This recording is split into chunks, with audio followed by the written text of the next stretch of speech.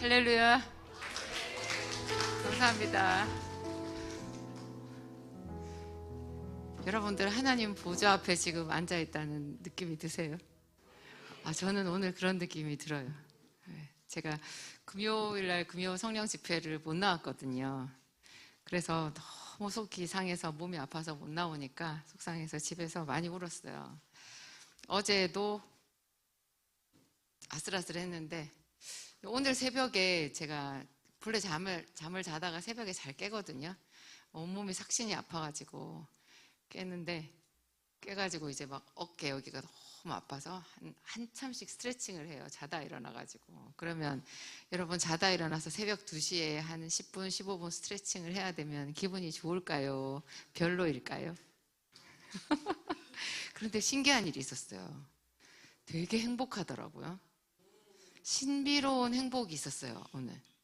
그 새벽에 2시에 일어나서 어깨가 부서질 것 같아가지고 어깨 스트레칭을 한 10분쯤 하고 나면 다리랑 한 10분쯤 막 폼롤러랑 이렇게 해서 어떻게 하고 나면 좀 편해지거든요. 근데 그 과정이 그렇게 썩 즐겁지는 않거든요. 울 일도 아니지만 즐거운 일도 아니에요. 그렇지만 그 많은 날들 중에 오늘 새벽에 유독 있잖아요. 성령께서 오신 것 같아요. 그게 제가 제 조제실에서 예수님을 만났을 때처럼 어떤 형상이 보이거나 그리고 뚜렷하게 내 귀에 어떤 음성이 들리거나 그런 건 아닌데요. 그냥 그 속에 있더라고요. 제가 은혜 속에. 그렇게 편안할 수가 없었어요. 너무너무 편안하고 제가 지금 요새 편안할 처지는 아니거든요. 몸도 아프지, 압수수색도 받았지, 사람들이 다 이 상황이 얼마나 위중한지 아냐고. 제가 저희 약국 무슨 일 터지면 오시는 변호사님이 깜짝 놀라더니 우리나라 7대 그 로펌을 소개를 해줬어요. 자기가 못한다고. 이거는 엄중한 사건이라고. 그리고 그 로펌에서도 이거 변호사가 4명이 덤벼가지고 한번 해보겠다고 했지 쉽지 않다고 얘기를 했는데 저는 왜 마음이 편할까요? 하나님께서 주시는 신비로운 평안이고요. 만약에 제가 지금 이 상태에서, 이 몸 상태에서 그걸로 스트레스를 받는다면 기도 학교를 못 할 거예요. 하나님께서 주시는 그런 평안이 있고, 그 새벽에 주셨던 그 하나님께서 주신 마음은 그냥 은혜 안에 있다는 거였어요. 내가 너와 함께 하고 있다. 내가 너와 함께 하고 있다. 오늘 또 목사님이 오전에 그 대예배 이렇게 말씀을 띄워주시잖아요. 그때 민수기 6장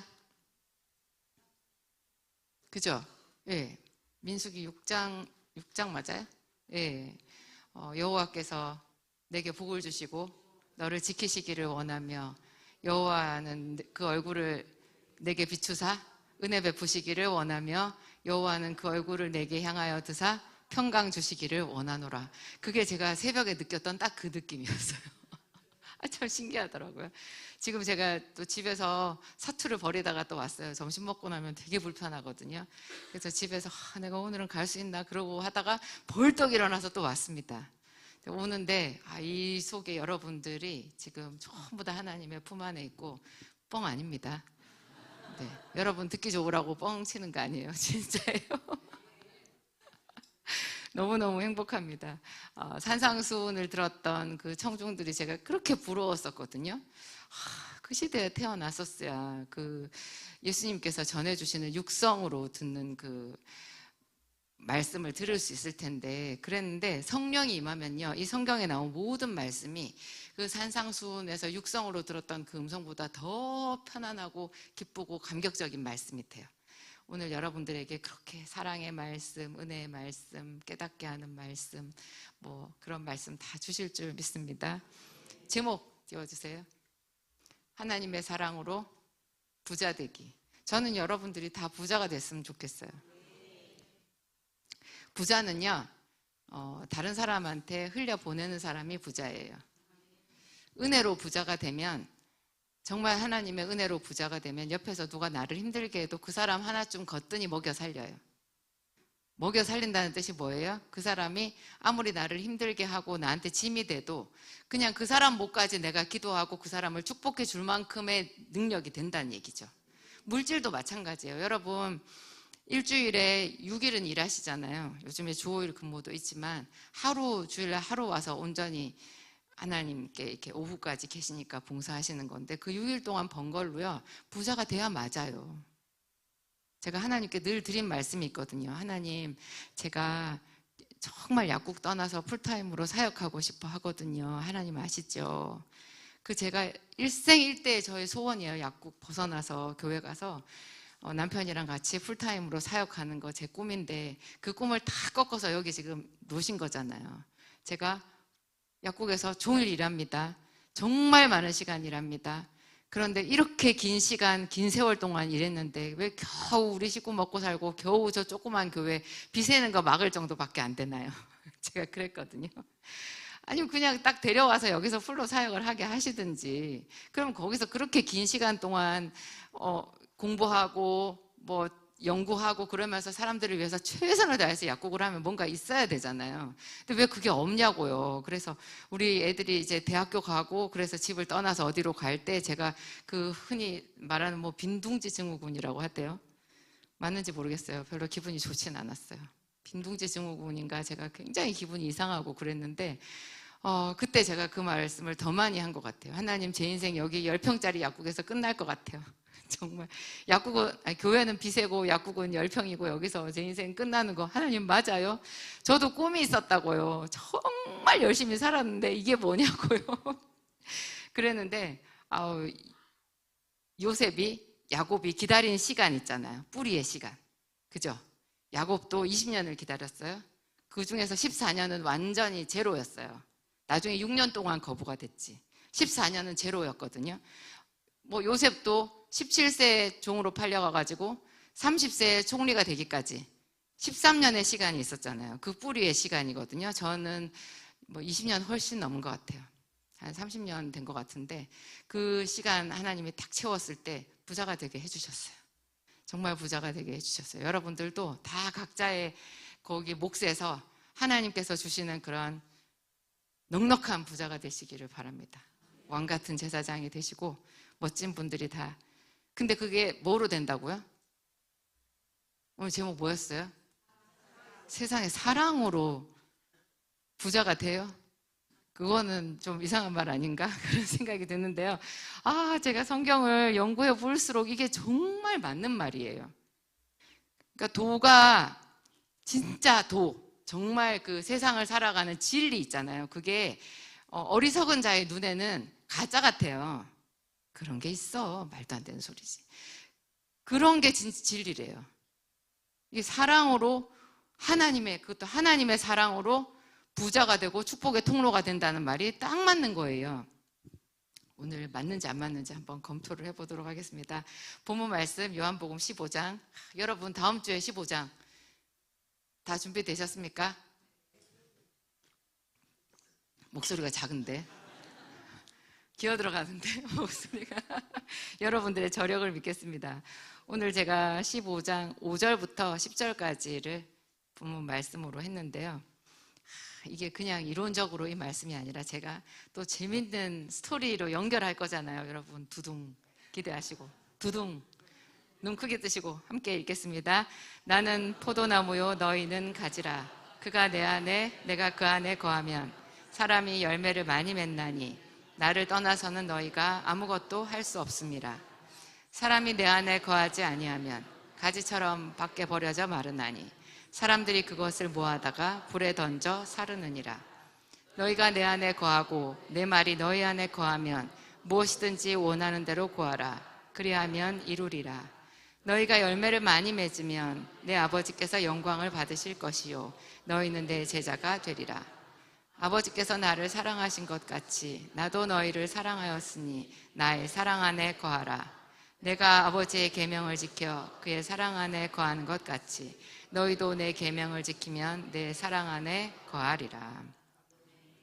여기서 10절에 사랑이라는 말이 나오죠. 내가 아버지의 계명을 지켜 그의 사랑 안에 거하는 것 같이. 이 사랑이 참 우리는 시시하거든요. 사랑이 밥 먹여주냐? 이런 얘기도 아마 들어보셨을 거예요. 사랑 타령하지 마.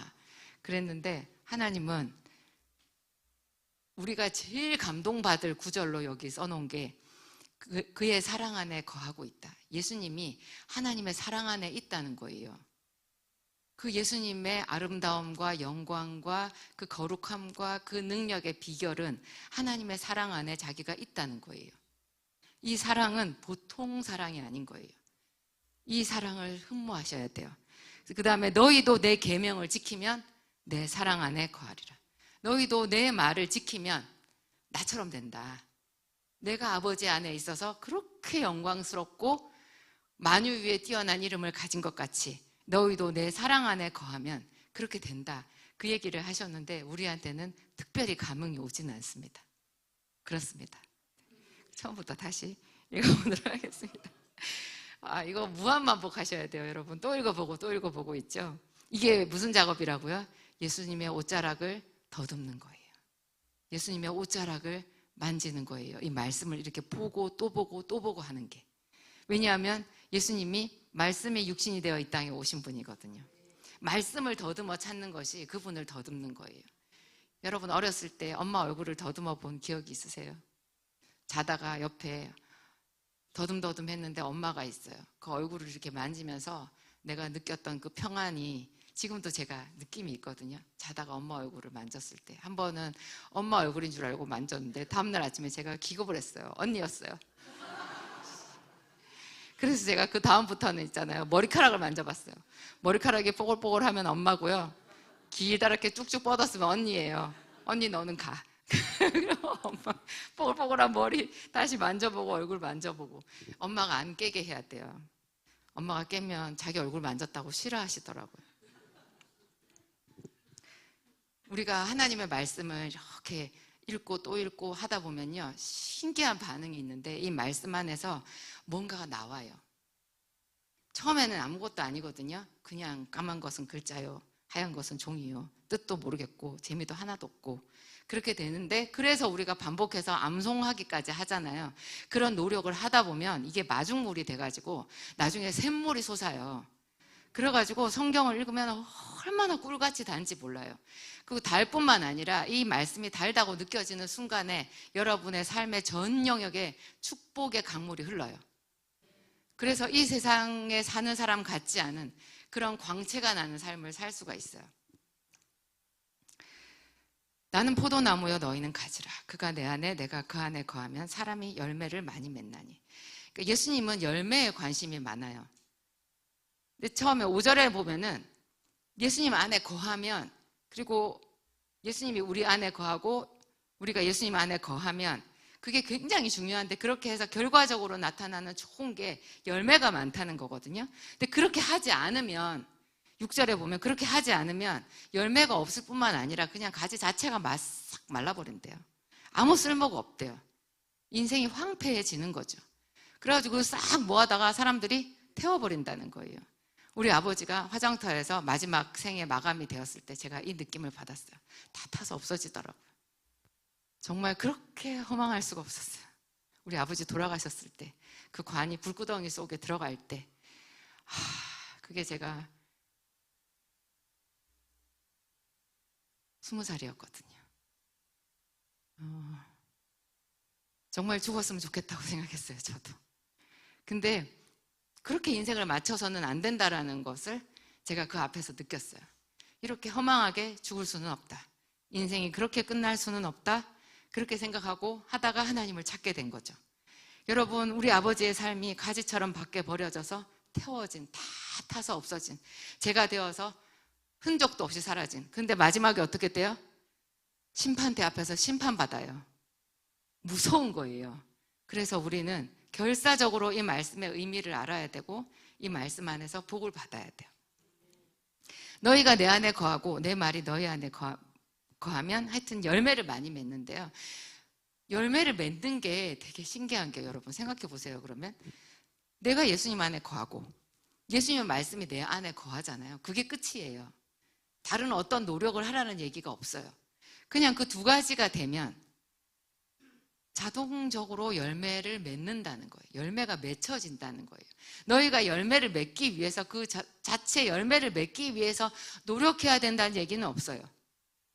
그냥 우리가 노력해야 되는 건 뭐라고요? 우리가 선택하고 우리가 노력해야 되는 것은 내 안에 하나님의 말씀을 채우고 내가 그리스도의 몸된 교회에 붙어 있는 거예요. 여러분, 교회에 붙어 있는 게 힘들어요? 안 힘들어요? 은혜가 충만하시구나. 한 번씩 힘들어요. 그랬잖아요. 목사님도 교회 나오기 싫을 때 있다고. 권태에 빠져가지고 예배는 왜 드리나? 나 어디 혼자 가서 저기 혼자 가서 혼자 수도원 같은 데서 말씀 보고 이랬으면 좋겠다 생각이 드는데, 교회는 뭐예요? 사람들의 모임이에요. 그 모임 속에 있어야 되는 거예요. 사랑하는 부부가 둘이 결혼을 했고 엄청 사랑해서 죽고 못 살아서 결혼했고 거기서 정말 금쪽같이 예쁜 새끼들을 낳았는데 왜 맨날 그 가정에서 시끄러울까요? 사람이 본래 죄가 많아서 그래요. 같이 거하는 게 힘들어요. 그 가정을 지키는 것도 교회를 지키는 것만큼 힘들어요. 그런데 지켜야 돼요. 그걸 지키라는 거예요. 교회에 붙어 있어야 돼요. 교회에 붙어 있는 거요, 자연스럽게 붙어 있지 않아요. 어떤 사람이 나를 힘들게 해도 여러분 거기서 떨어져 나가지 마세요. 그거 나를 그 교회에서 파내려는 마귀의 수작이거든요. 거기에 넘어가서 그래 하고는 아멘 하는 순간에 그냥 푹 펴져서 바깥에 던져져서 어떻게 된다고요? 밖에 버려져 마르나니. 유튜브로 예배드리고 유튜브로 헌금하고 참 이 목사님 저 목사님 설교 듣고 좋을 것 같은데 밖에 버려져 마른다는 거예요. 교회 안에 붙어 있어야 돼요. 왜냐하면 교회가 뭐라고요? 그리스도의 몸이라고요.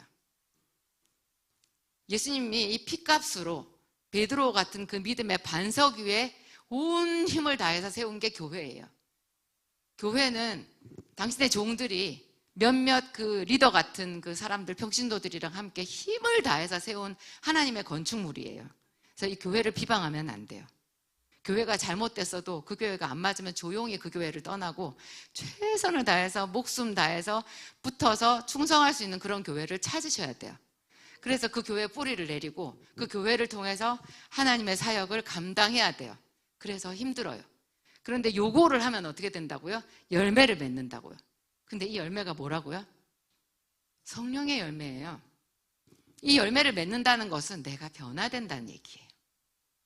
싱겁죠, 여러분? 여러분이 변화되기 위해서 교회 나오셨어요? 자기가 변화되기 위해서 교회를 나왔다라는 분은 참 잘 없을 거예요. 그런데 예수님의 관심은 뭐냐? 열매를 맺는 거고, 그것은 우회적으로 표현하신 것인데 다시 말하면 우리가 변화되는 거예요.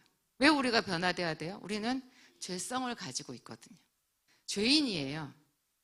그래서 사랑하는 남편이랑 살기가 힘든 거예요. 남편이 못돼서라고 생각하지 마세요.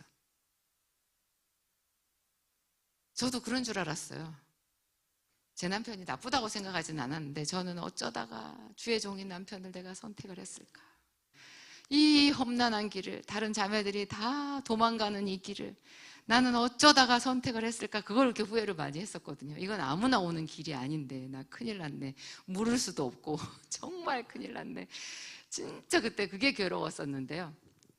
하여튼 하나님의 은혜가 필요해요. 그 안에 우리가 더불어서 산다는 것, 부부로 사는 것, 부모 자식으로 지내는 것, 이웃으로 사는 것, 교회 안에 서로 지체로 사는 것, 그거 자체가 믿음이고 그거 자체가 수고인데요. 그것만 하게 되면 하나님의 말씀이 우리 속에 역사해가지고 놀랍게도 우리 자신이 변화가 돼요. 그럼 내가 변화돼서 남 좋은 일 시키는 거 아니야? 그런 생각을 할 수 있는데요. 내가 변화돼서 내가 좋아요. 참 신기해요. 내가 변해가지고 내가 행복해지는 거예요. 여러분, 내가 안 변하면요, 돈이 많으면 행복할 것 같으세요? 돈이 많으면 하나님이 더 필요해요. 제가 많아 보니까 그래요. 예수님 없이 돈 벌었으면요, 큰일 났을 뻔했어요. 그렇게 허망할 수가 없어요. 돈 벌려고 힘쓰고 애쓸 때가 차라리 낫어요. 쉬워요, 그때가. 돈을 많이 버니까 왜 이렇게 나를 도륙하려는 사람이 많은지 그것도 힘들고 제가 많은 사람의 대적이 되는 거예요. 남들이 다 하는 일도 내가 하면 큰일 나요. 그런 것도 있고 하여튼 힘들어요. 근데 예수님, 그 예수님 안에서 우리가 그분의 말씀으로 변화된다는 거 있잖아요. 변화되는 게 행복의 시작이에요. 내가 변화돼요. 내 눈이 바뀌어요. 눈이 바뀌어가지고 갑자기 남편이, 아내가 자식들이 사랑스러워져요. 교회가 사랑스러워지는 거예요. 변화산에 갔을 때 베드로가 눈이 열렸잖아요. 그래서 그곳이 너무나 좋았거든요. 막 구름이 덮이더니 하늘에서 음성이 들렸잖아요. 이는 내 사랑하는 아들이요 내 기뻐하는 자라. 너희는 저의 말을 들으라. 나중에 정신 차려 보니까 아무것도 없어요. 우리의 눈이 열리면 굳이 변화산에 안 올라가도 내 삶 전체에 하나님께서 함께 하고 계시고 그게 은혜의 장이라는 것이 느껴지는 거예요. 그래서 내가 행복해요. 근데 내가 행복해서 아니 그러면 상황은 똑같은데 하나님이 나를 마취시키나? 나를 뭐 환각작용을 일으키게 해가지고 있지도 않은 뭐 마약 중독자처럼 마약 중독자 지 혼자 환각이라 혼자 즐겁지 않아요? 그 즐거움에 빠져들어가려고 마약 중독이 되는 거 또 사고 이래가지고 또 맞고 이래서 완전히 몸이 다 망가지는 거잖아요. 근데 하나님께서 주시는 나를 변화시키고 내 눈을 열어서 바꾸시는 게 그런 환각일까요? 아니에요. 그게 실상이에요. 그리고 실제로 그렇게 하나님이 오신다라는 거죠. 그래서 초자연적으로 내 삶에 역사하셔서 내 주변을 모든 주변을 하나님께서 만드신 푸른 초장으로 만들어 가시는 거예요. 대번에 한 번에 되진 않는데 우리 눈을 바꿔서 믿음으로 모든 것을 평안으로 받아들이게끔 그래서 가는 과정인데 지금은 무화과 나무에 열매도 없고 밭에 소출도 없고 외양간에 소도 없고 왜 그래요? 하나님은 계신데 아직 다 이루어지지 않아서 아무것도 없는 거예요. 그런데 우리 마음에는 먼저 오셔가지고 즐거움의 기름을 부으셨어요. 여러분 하나님이 다 이루실 때까지 아프고 힘들고 괴로운 게 좋겠어요? 하나님이 이루시기 전부터라도 이미 행복한 게 좋겠어요? 이미 행복한 게 좋죠. 그 행복을 어떻게 한다고요? 그가 내 안에 내가 그 안에 거해서 우리가 변화되면 이루어진다는 거예요. 그래서 나 자신이 행복해지기 위해서 필사적으로 교회에 붙어 있어야 되고요. 필사적으로 은혜를 받아야 되고 필사적으로 하나님의 말씀을 암송해야 돼요. 설교를 듣고 말씀을 암송하고 암송이 안 되면 들고 다니면서라도 계속 읽어야 돼요. 종이 쪽지에 한 구절씩 써갖고 한 구절 쓸 수 있잖아요. 기암송도 무겁다. 그러면 이런 종이 쪽지에 딱 한 구절만 써가지고 주머니마다 넣어놓으세요. 그래서 아무 주머니에 딱 꺼내면 주머니가 없어요? 주머니 만드세요. 이게요, 이런 노력을 하나님이 보신다라는 게 참 놀랍지 않아요? 하나님이 보시는 거예요. 그가 예배를 사랑한다. 어떤 여인에 대해서 나한테 그렇게 얘기하셨다니까요. 그 여자 하나도 안 예쁜 여자였어요. 하나님이 그 여자가 예배를 사랑한다는 거예요. 그러면 이거 말씀 써갖고 다니는 사람에 대해서는 하나님이 뭐라고 하시겠어요? 그가 나를 사랑한다. 그가 나를 사랑한 즉 내가 그를 높이리라. 이렇게 되는 거예요. 그가 내 이름을 안 즉 내가 그를 높이리라. 그가 나를 사랑한 즉 내가 그를 건지리라. 그렇게 되는 거예요.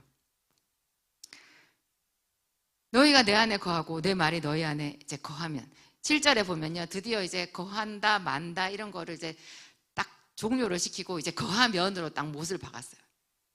거하지 않으면 어떻게 되는지 알지? 거하면 어떻게 되는지 알지? 이제 마음 정했어? 그래 이제 너희가 거한다고 쳐. 거하잖아? 그러면 무슨 일이 일어나게? 그래서 너희가 내 안에 거하고 내 말이 너희 안에 거하면 두둥 무엇이든지 원하는 대로 구하라. 그리하면 이루리라. 여기서도 여러분 힌트가 있어요. 중요하게 짚고 넘어가야 되는 게 있어요. 거해서 끝나는 게 아니에요. 그 다음에 뭘 하라고요? 구하라가 있어요. 거하고 끝나는 게 아니에요. 사람들이 기도 안 해도 내가 이만큼 하면 하나님이 다 주시는 거 아니야 그렇게 생각하는데요. 분명히 말이 있어요. 구하라.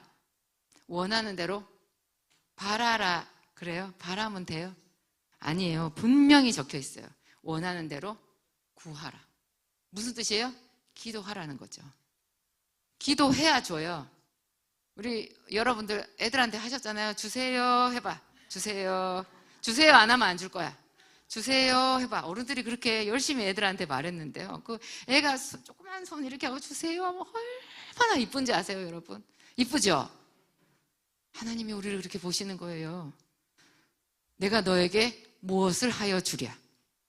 그렇게 해도 안 구하는 사람한테는, 어떤 집사님한테 예수님이 말씀하셨대요. 너는 왜 안 구하냐?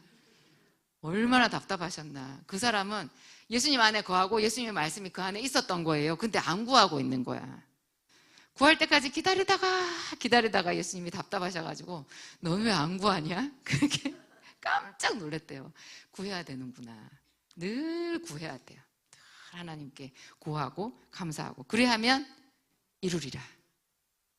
근데 이 열매를 많이 맺잖아요. 우리가 예수님 안에 있고 예수님 말씀이 우리 안에 있어서 내가 열매를 많이 맺으면, 8절에 보면 열매를 많이 맺는다고 뭐예요? 우리가 변화되면 어떻게 된다고요?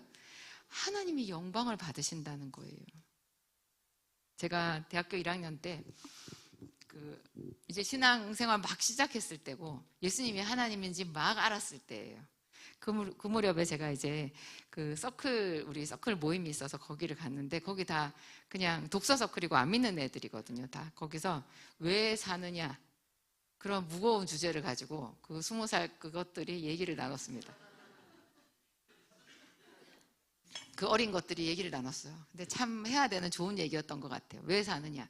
그때 우리가 무슨 인도의 무슨 성자 청소하는 성자인가 뭐 그런 제목, 청소 성자 뭐 이런 게 들어가 있는 무슨 묵상집 같은 소책자가 있었어요. 그거를 그때 읽고 나누는 시간이었거든요. 얘기를 했는데 애들이 다 이상한 소리를 하는 거예요. 뭐 착하게 산다 그런 얘기를 하대요. 그게 왜 사느냐의 대답이 될 수 있어요? 착하게 산다? 전부 별 말이 없어요. 대답이. 지는 행복하게 살고 싶대요. 그것도 왜 사느냐의 답은 아니잖아요. 근데 어떤 굉장히 못생긴 애가 하나 있었어요. 정말 세상에 사람이 저렇게 못생길 수가 있나. 키도 조그맣고 목소리는 남자가 만화 캐릭터 목소리였어요. 만화 캐릭터. 딱따구리 같은 그런 목소리였는데요. 근데 공부는 정말 잘하는 애였어요. 경희대 한의대였어요, 여러분. 우리 시절에 경희대 한의대는요, 서울대 의대보다 높았어요. 그 시절이었어요. 그때 그 시절. 그 똑똑한 애가 세상에 그 만화같이 생긴 애, 처음 보는 걔가 이렇게 말하는 거예요. 자기는 하나님의 영광을 위해서 산대요. 우와. 그거 교회 자리 아니었다니까요. 다른 애들은 다 그 말도 안 되는 소리라고 다 다른 애들 말도 안 되는 대답이랑 똑같이 여기더라고요. 근데 저는 그 말에 그날 굉장히 충격을 받았고, 걔가 그 못생긴 애가 잘생겨 보이더라고요. 그 딱따구리 같은 목소리가 아주 성우 목소리 같이 달라 보였어요. 그러면서 제가 이제 의문이 생겼어요. 도대체 하나님의 영광을 위하여 사는 게 뭘까? 뭔지는 모르겠는데 멋있다. 그래서 나도 좋아. 오늘부터 누가 물어보면 하나님의 영광을 위하여 산다고 해야지. 그랬어요. 계속 제가 하나님의 영광을 위하여 삽니다. 그렇게 얘기했어요. 그래서 제가 대학교 4학년 때 큰 실수를 했잖아요. 하나님, 제가 졸업시험에 떨어져서 30명단에 붙으면 하나님은 무사할 줄 아세요? 내가 창피하면 하나님도 창피한 거예요.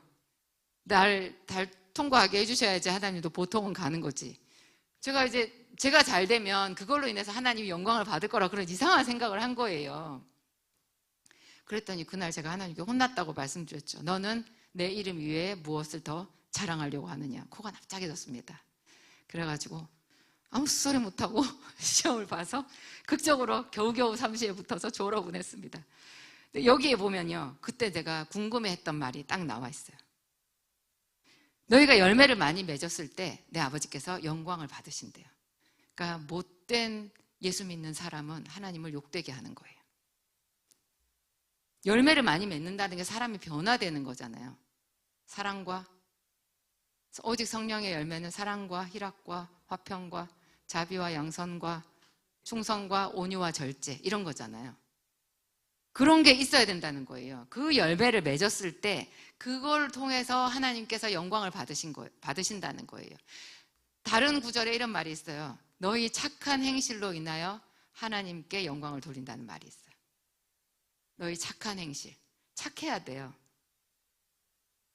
착해진다라는 게 여기서 열매를 많이 맺는다는 거예요. 열매를 많이 맺으면 내가 행복해져요. 내가 행복해지는데 그걸로 인해서 하나님이 영광을 받으신다는 거예요. 영광을 받으신 하나님이 우리한테 복을 주실 수밖에 없다는 거죠. 이 열매의 대표적인 것이 사랑입니다. 사랑이요, 사랑과 희락과 화평과 자비와 충성과 온유와 절제, 그 뒤에 나오는 모든 것을 사랑이 다 포함하고 있어요. 그러니까 이 열매를 많이 맺으면 하나님께서 영광을 받으시고 그냥 우리는 저절로 신령한 부자가 되는 거예요. 물질적으로도 내가 수고한 대로 먹을 수 있어요. 여러분이 수고한 대로 여러분 집에 쌓으면 쌓을 곳이 없도록 되는 그런 부자가 되어 있어요. 수고는 해야 돼요. 수고는 해요. 수고도 안 하고 돈을 벌진 않아요. 시간과 수고는 반드시 필요한데요. 그 수고를 했을 때 하나님께서 엄청나게 많은 복을 주시는 거죠. 생각보다 시간이 많이 갔는데 창세기 33장 1절부터 4절을 보겠습니다. 이제 실천편을 보겠습니다. 지금까지는 이론적인 얘기였고요. 창세기 33장 야곱의 이야기예요. 제가 너무나 사랑하는 야곱의 이야기인데 여러분들이 평소에 본문 말씀으로 잘 안 봤던 부분을 함께 읽도록 하겠습니다. 야곱이 눈을 들어 보니 에서가 400명의 장정을 거느리고 오고 있는지라. 그의 자식들을 나누어 레아와 라헬과 두 여종에게 맡기고 여종들과 그들의 자식들은 앞에 두고 레아와 그의 자식들은 다음에 두고 라헬과 요셉은 뒤에 두고 자기는 그들 앞에 나아가 몸을 7번 땅에 굽히며 그의 형 에서에게 가까이 가니 에서가 달려와서 그를 맞이하여 안고 목을 어긋맞추어 그와 입맞추고 서로 우니라. 에서가 눈을 들어 여인들과 자식들을 보고 묻되 너와 함께한 이들은 누구냐? 야곱이 이르되 하나님이 주의 종에게 은혜로 주신 자식들이니이다. 창세기 33장 1절부터 5절까지라고 딱 제가 말씀을 안 드렸나 봐요. 요 부분, 본래는 제가 요한복음보다도 요 부분을 본문 말씀으로 하려고 했었어요. 1절부터 5절까지. 근데 이게 무슨 사랑인가 하는 생각이 들지 않으세요? 제가 사랑 얘기를 해놓고 갑자기 뚝 끊기는 느낌 들죠? 근데 이거 굉장한 사랑이에요. 이게 지금 무슨 장면이에요? 야복강의 기도가 끝났어요. 드디어 날이 샜어요. 야복강의 기도에서 야곱이 하나님께 축복을 받았어요. 이스라엘이라는 이름을 받았어요. 축복을 받고 나서 날이 새고 드디어 그 야곱이 그렇게 두려워하던 자기 형 에서가 400명의 장정, 좋게 말해 장정이지 군사를 데리고 온 그 사람들하고 딱 맞닥뜨린 거예요. 저기서 오고 있어요. 그럴 때 이 마지막 순간, 딱 형을 마주 대하는 마지막 순간에 야곱이 주도면밀하게 움직이고 있어요. 어떻게 움직여요?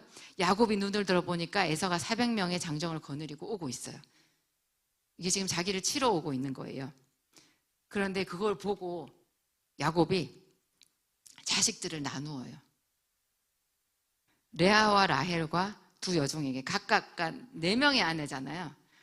레아에게 레아의 자식들을, 라헬의 아들 요셉이겠죠. 요셉 하나 있었을 때였을 거예요. 두 여종에게, 또 두 여종에게는 각각 그 자식들을 맡기고, 그래가지고 또 이들을 이렇게 다 한 다음에 그 다음에 또 순서를 정해요. 여종들과 그의 자식들을 제일 앞에 둬요. 그 다음에 레아와 그의 자식들을 그 다음에 둬요.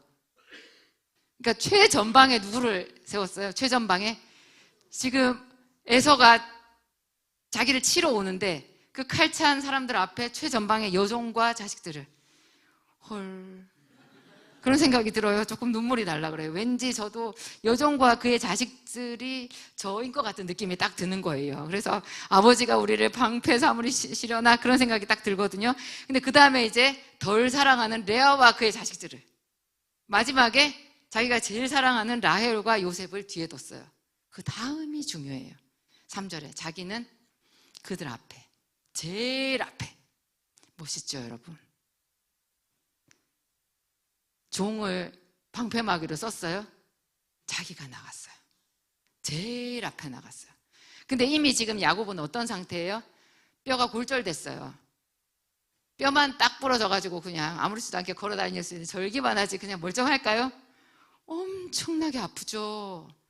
여러분 똑바로 못 걸어요. 너무나 아파요. 그리고 날밤 샜어요. 얼마나 진이 다 빠지고 힘들겠어요. 그 몸을 해가지고 어떻게 간다고요? 그들 앞에서 딱 나아가되 몸을 7번 땅에 굽혀요. 자기가 형한테 뭐 잘못했어요? 맞짱 뜨지 뭐 이렇게 할 수 있잖아요.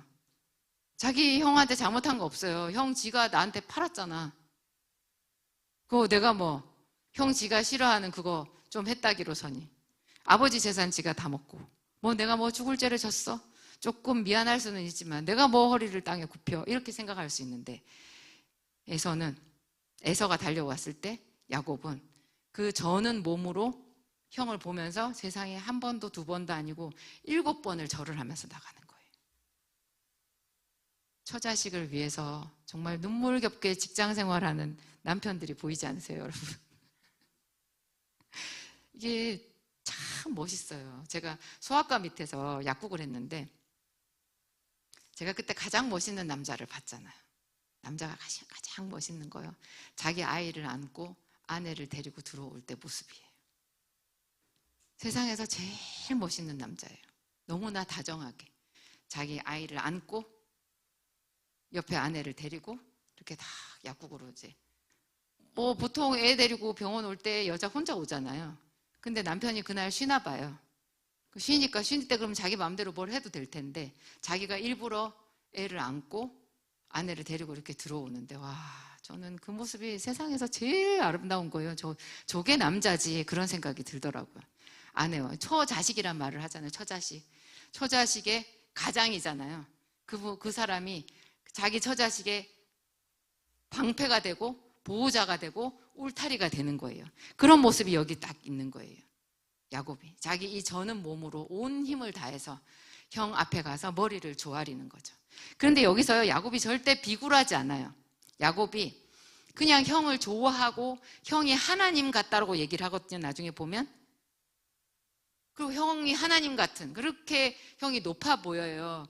그 형에게 내가 은혜를 입기를 원합니다. 이렇게만 얘기하죠. 형, 내가 옛날에 형한테 그거 받았던 거 내가 물을게, 이런 얘기 해요, 안 해요? 그거 아무리 생각해도 내가 잘못한 것 같아, 그런 말은 절대 안 해요. 그러니까 하나님을 사랑해서 자기가 장자의 명분을 받았던 거, 그것은 안 물러나요. 근데 그냥 그 자리에서 지금 야곱은요, 자기 재산도 아끼지 않았어요. 형한테 선물꾸러미 보냈죠. 황소가 10마리였어요. 암염소 200, 암양 200, 순양 20, 순염소 20, 젖나는 약대. 낙타가요, 젖이 나오는 낙타가 제일 비싼 낙타인가 봐요. 젖나는 약대도 많이 했어요. 몇 마리였는지 제가 잊어버렸는데 그렇게 대단한 선물 세트를 형한테 1차, 2차, 3차 나눠가지고 보냈거든요. 그래가지고 여기 보면 에서가 그 말을 하잖아요. 8절에 보면 에서가 또 이르되 내가 만난 바 이 모든 때는 무슨 까닭이냐, 이 선물이 뭐냐는 거예요. 앞서 보낸 거. 야곱이 이르되 내 주께 은혜를 입으려 함이니이다. 그러니까 에서가 9절에 뭐라 그래요? 내 동생아. 마음이 녹은 거예요. 내 동생아, 내게 있는 것이 족하니 네 소유는 네게 두라. 족할 수밖에 없죠. 아버지 거 자기가 다 먹었잖아요. 그거를 비로소 여기서 하나님이 에서에게 깨닫게 해주신 거예요. 네가 아까워하던 거, 네가 뺏길 줄 알았던 거 야곱이 하나도 가져가지 않았어. 야곱은 지 혼자 저기 떨어져 나가지고 아무것도 없어. 너는 지금 네 거, 아버지 거 다 누리고 있어. 네가 원했던 거 이거잖아. 그러니까 족하다라는 말이 여기 나오는 거예요. 야곱이 정말 하나님을 사랑하고 그 하나님을 사랑함으로 용감해졌어요. 여러분, 사랑은 사람을 용감하게 만들어요. 두려워하지 않아요. 사랑하면 우리가 비굴해지지 않습니다. 사랑하면 손해도 봐요. 사랑하면 나눠줘요. 우리가 어떻게 마음에 안 드는 사람, 싫은 사람이 있어도 교회에 붙어 있을 수 있어요? 하나님을 사랑하니까. 하나님을 사랑하니까. 하나님이 저 사람을 사랑할 테니까. 저 사람과 나 사이에 하나님이 계시니까. 사랑하기 때문에 견딜 수 있는 거예요.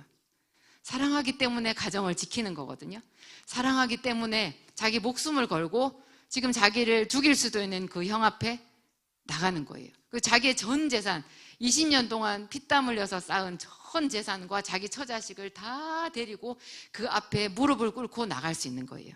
그것은 하나님을 사랑하는 거고요. 하나님이 가라고 했으니까 하나님을 사랑하는 거고, 그리고 하나님을 믿기 때문에 그런 용기가 나온 거예요. 사람들은 예수를 믿는다고 하면서도 세상에 그렇게 무서운 게 많아요. 헌금하는 것도 왜 헌금이 어려워요? 저도 그랬어요. 하나님, 제가 1억 작정했을 때 하나님 그거 혹시 11조 포함 아니에요? 왜 그렇게 말해요? 아니 너무 많이 가져가시면 나는 뭘 먹고 사냐고. 무섭잖아요. 아까운 게 아니라 두려움이에요. 그거는 내가 이 시간 이만큼, 내가 내일 시험 봐야 되는데 오늘 주일날 하루 종일 여기 있으면, 내가 수련회 때 뭘 해야 되는데 그 수련회 때 가가지고 이렇게 3일씩 빠지면, 그 두려움이거든요. 내 두려움을 이긴다고요. 하나님을 사랑하면 내가 더 힘들고 고통스럽고 두려워도 모든 것을 다 감당할 수 있게 되는 거예요. 그래서 이렇게 살다 보면 어떻게 된다고요? 부자가 된다고요. 굉장히 능력 있는 사람이 돼요. 다니엘이 한 것도 하나님을 사랑하기 때문에, 이 사랑이라는 거를 거기다가 넣어보면, 아브라함도 그게 믿음이지만 그게 또 하나님을 사랑하기 때문에 이삭을 모리아산에 갖다 바치는 그런 용감한 행동을 할 수 있잖아요. 아브라함도 가만 보면요, 맨 처음에 굉장히 겁쟁이였어요. 아브라함이 가나안 땅에 오자마자 흉년이 들었잖아요. 그래가지고 애굽 땅에 내려갈 때 뭐라 그랬어요? 자기 아내한테, 여보, 누가 물어보면 내 누이 동생이라 하시오. 그러면 그대로 말미암아 내 목숨이 보존되리이다. 얼마나 비굴한 말이에요, 남자가. 그렇게 말했어요. 그래서 하나님이 직접 개입을 하셔가지고 겨우 거기서 나왔잖아요. 하나님이 오히려 잘못은 아브라함이 했는데 바로를 혼내시더라고요. 참 이럴 때도 있어요, 여러분. 제단을 쌓는 특권이에요. 여러분, 예배를 드리는 우리들이 그런 특권을 가지고 있어요. 아브라함이 제단을 쌓는 사람이잖아요. 내가 세상에서 좀 잘못할 수도 있거든요. 그런데 하나님이 딴 사람 혼내요. 할만하죠. 그런 게 있어요. 나중에 이 아브라함이 나중에 하는 거를 보세요. 자기 그 하갈이라는 여자, 그 애굽 여자가 임신을 했잖아요. 임신을 하니까 그 하갈이 자기 그러니까 여주인 그 사례를 막 멸시해가지고 지가 기고만장해가지고 여종인 주제에 이제 내가 주인 마님 자리도 내 거야 이렇게 생각까지 한 것 같아요. 그래가지고 걔가 막 사례를 힘들게 하니까 사례가 내가 받는 이 모욕은 당신이 받는 것이 옳도다. 내가 내 종을 당신의 품에 뒀는데 내가 이렇게 됐다. 여호와께서 당신과 나 사이에 판단하시기를 원하노라. 그렇게 말했을 때 보통의 남자들 같으면 다 뭐라고 하겠어요? 줄 때는 언제고 당신이 참아야지. 지금 나한테 뭐라고 말하는 거야? 제 남편 목사님도 그렇게 설교를 하셔서 제가 정말 뒷골 잡았습니다. 사라가 잘못됐다는 거예요. 근데 여러분, 어떤 여자가 자기 애 못 낳는다고 다른 여자를 남편한테 애 낳게 하려고 넣어주는 여자가 있어요? 예나 지금이나 여자는 똑같지? 그 희생을 모르대요. 남자들은 불신이라고 그냥 막 말하는데요, 희생이에요. 남자들 잘 들으세요. 희생이에요. 온몸이 쪼개지는 것 같은 희생이에요. 그거 하나님이 그걸 아시는 거예요. 하나님이 사라 편이었어요. 그런데 아브라함도 얼마나 거기서 멋있게 말해요. 그대의 여종은 그대의 수중에 있으니 그대가 하고 싶은 대로 하시오. 와, 이거 애굽으로 내려갈 때 그대 나의 누이 동생이라 하시오 말했던 그 남자가 아니에요. 바뀌었어요. 그리고 나중에 하나님이 네 독자 이삭을 모리아산에 가서 제물로 바치라 했을 때, 그때는 또 사라한테 말 안 하잖아요. 자기가 짐을 다 지는 거예요. 사라가 얼마나 고통스러워 하겠어요. 자기는 직접 하나님의 음성을 들었잖아요. 그리고 하나님이 자기한테만 말했잖아요. 그러니까 이 짐은 자기가 져야 되는 거예요. 그래서 여기서는 사라에게 의논하지 않아요. 그것도 저는 가장의 멋진 모습이라고 생각해요. 여종들 앞에 여종이 낳은 그 자식들보다 더 앞서가서 다리를 저는 그 야곱이 7번을 절을 하면서 에서에게 갔던 그 마음이라고 생각해요. 모리아산으로 자기 아들을 데리고 가는 그 3일 길을 걸어갔던 그 아브라함의 마음 있잖아요. 그거 사랑이고 용기거든요. 이게 있으면요, 세상에서 성공해요. 성공 안 할 수가 없어요. 기도하시겠습니다.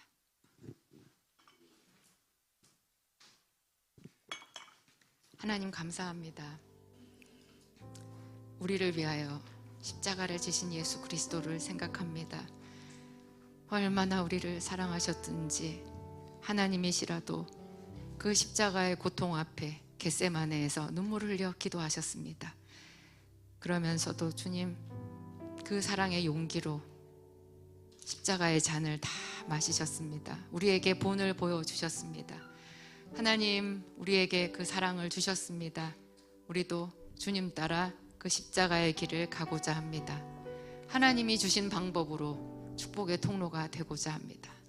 야곱이 보여준 그 용기, 아브라함의 변화, 하나님 모리아산으로 아들 이삭을 바치러 가던 그 길을 생각합니다. 하나님, 우리가 때로는 그런 두렵고 무서운 골짜기를 통과한다 할지라도 하나님을 바라보며 견딜 수 있기를 소망합니다. 우리의 변화로 말미암아 하나님께서 영광을 받으시고 우리의 착한 행실, 남다른 기름 부음의 행동을 통하여서 세상의 빛이 되기를 소망합니다. 하나님, 이 세상에 찢기같이 살아왔던 우리들을 택하여 주시고 당신의 빛나는 자녀로 삼아주신 하나님께 감사와 찬양을 올려드립니다. 오늘 우리의 기도를 받아 주시옵소서. 우리의 헌신을 받아 주옵소서. 예수님 이름으로 기도합니다.